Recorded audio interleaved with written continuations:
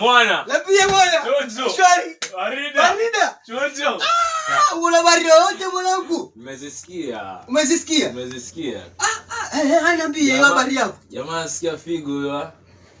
Anzitoa ninio mnada. Acha iPhone. Mimi sasa mimi yangu. Jamaa ameuza figo.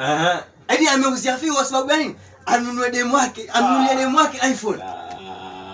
Hebu niambie. Jamaa kapotea njia.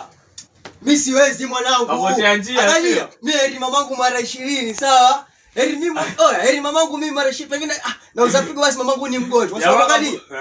Mamangu alikuzaa, huwezi kujua utamlipa nini, huwezi mlipa chochote. Kweli. Lakini jamaa uza figo kwa sababu ya demu. Lakini usijudge sana.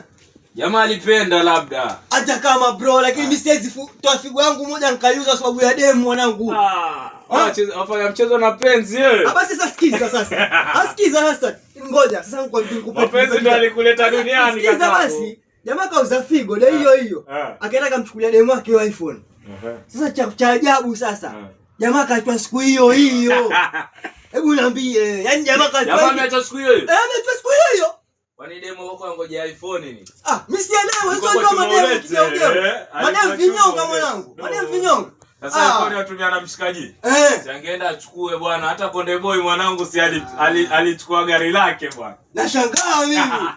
Wa mwanangu hiyo. Mimi niumwa lakini niumwa sana. Lakini asijali, acha jamaa kule chuma mwanangu.